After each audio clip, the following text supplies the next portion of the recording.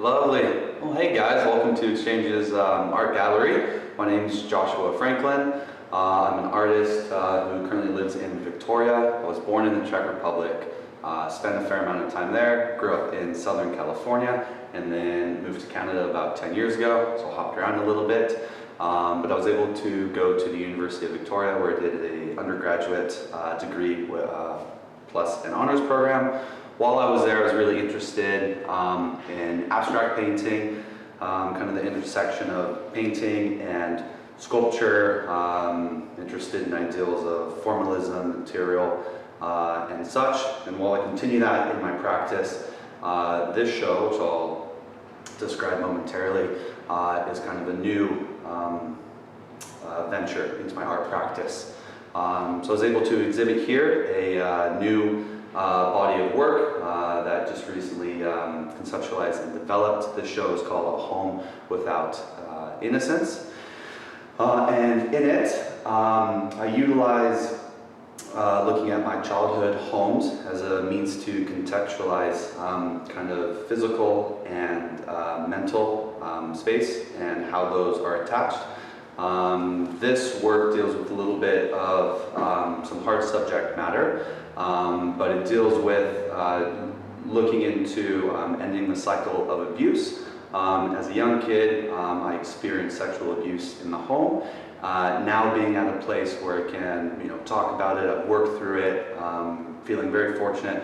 I wanted to develop this show as a means of awareness, generating, advocation, conversation for folks who have experienced similar things in their life, and for folks who haven't experienced. This whole thing is just generating awareness, and so I did that again by painting pictures of the houses where those events took place.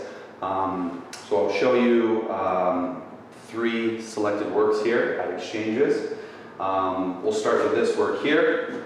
I really wanted to balance kind of a narrative within this body of work, balanced with kind of a empirical, analytical view, just so that it wasn't leaning into one or the other too much, understanding that the nature of this subject is quite difficult and hard.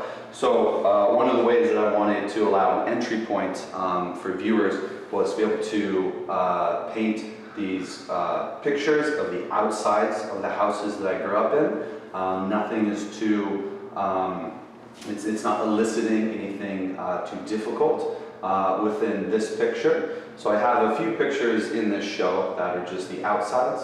The title of this is just the address, and then also the years that I lived there. So in this case it was 2002 to 2011. So I wanted to utilize this as an entry point for anybody, for viewers. So this I would regard as more as that kind of empirical, analytical kind of view of this show.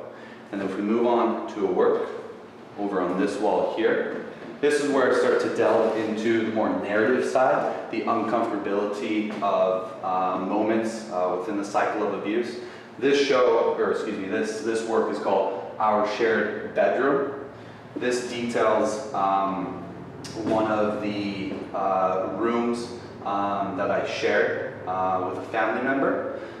This would have been in the Czech Republic. So also within this whole show, I utilized, pulled from primary, photos, which is family photos, pulled from Google Street View, which would have been the that last picture that I showed you, and then also memory. So in this one, I'm trying to capture, moments that were of memory, kind of difficult. It's a bit of a plain kind of view and picture. It's not eliciting anything too drastic. However, with that being said, I worked heavily with color theory in this show.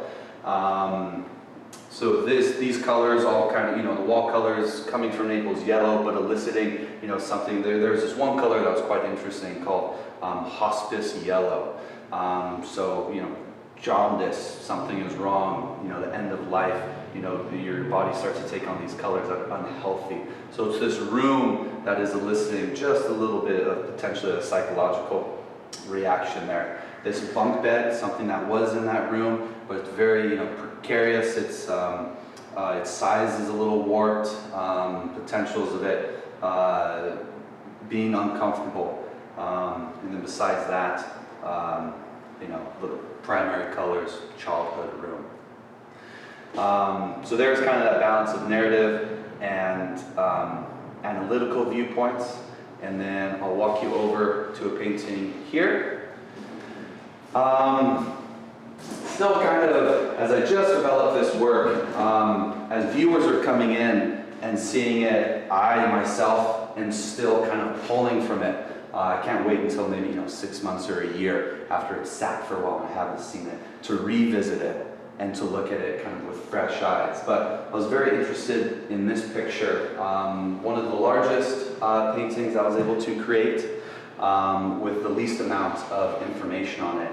Large room, small chair. This title for the work is called The Cycle. And with this, I was kind of imagining who might be sitting in that chair. And there are a lot of different, I think, interpretations that people could pull from this. What I was thinking about was who's sitting in that chair. Is it someone who's maybe continuing, or is it the person who is stopping that cycle of abuse that has affected lots of young men in all over the world? It's very interesting doing some research for stats in the Czech Republic and then in California and here kind of in British Columbia as well. But with this work, it's large, not a lot of information in there, gray, senses of isolation, ostracization potentially, looking out into a world that could also be even bigger and scarier, but also maybe it promises something of unlimited potential and ability and ways that you can change and whatnot. So I almost view this picture as kind of maybe like the end cap to the show.